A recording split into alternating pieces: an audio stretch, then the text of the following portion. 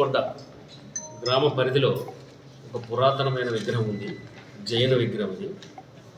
అంటే దాదాపు అది నాకు తెలిసి 2వ శతాబ్దం క్రీస్తు పూర్వం నుంచి ఆ మధ్యలో విగ్రహం. ఎందుకంటే జైన మతం ప్రసిద్ధిగా అంటే పెద్ద ఎత్తున వ్యాప్తి చెందిన రోజులు ఏంటంటే క్రీస్తు పూర్వం 3వ శతాబ్దం నుంచి క్రీస్తు శకం 2వ శతాబ్దం దాకా ఆ విగ్రహాలు ఉన్నాయి ప్రతి ఏరియాలో.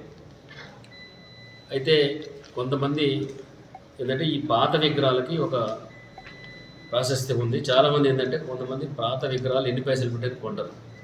ఈ విగ్రహాలు దొంగిలించి తీసిపోయి అమ్ముకునే అనే ఉద్దేశంతో కొంతమంది వ్యక్తులు, ఎందుకంటే ఇవాళ రేపు ఎక్కడ గూగుల్లో కొట్టినా కూడా ఈ పాత దేవాలయాలు అవన్నీ కూడా లొకేషన్ అయి ఉన్నాయి.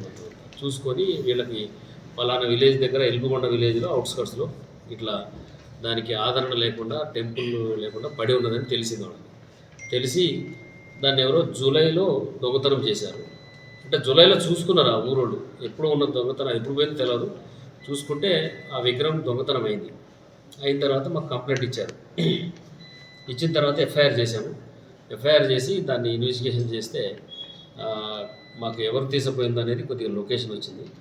దాన్ని బట్టి పోలీస్ డిపార్ట్మెంట్ అన్ని రకాల ప్రయత్నాలు చేసి దాన్ని పట్టుకొని ఈరోజు పట్టుకోవడం జరిగింది.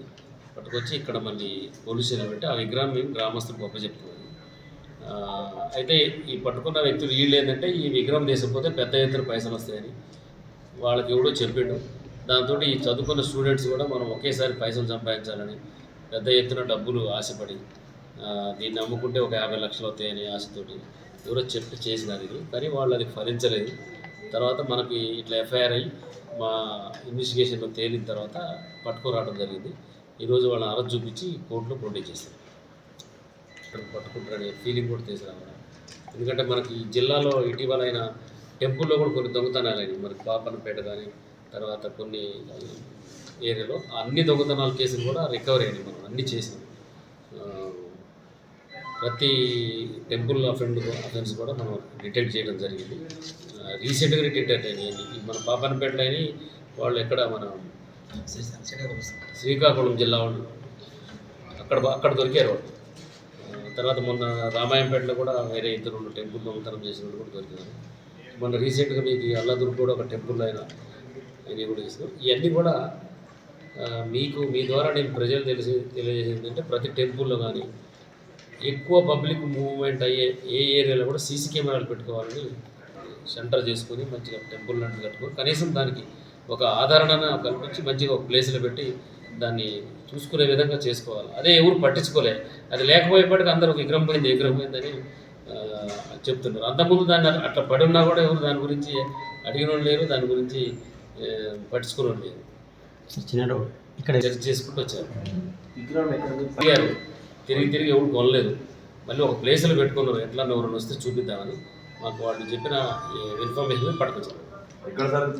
ఆ ప్లేస్ నీకు చెప్పాల్సిన అవసరం లేదు, కోర్టు చెప్పాము. ఎంక్వైరీ చేసినాము. అంటే వీళ్ళు ఫస్ట్ వచ్చి ఒక గ్రామస్తుల్ని అడిగారట. అడిగితే మాకు ఇవ్వండి మేము తీసుకుంటాము అంటే వాళ్ళు ఇవ్వలేదని చెప్పినారు వాళ్ళు.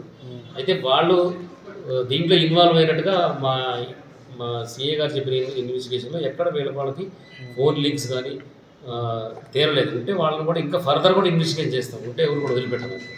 మరిన్ని వీడియోస్ కోసం ఛానల్ ని సబ్స్క్రైబ్ చేయండి. లేటెస్ట్ అప్డేట్స్ కోసం వాట్సాప్ ఛానల్ ని ఫాలో చేయండి. అండ్ లింక్ డిస్క్రిప్షన్ లో ఉంది.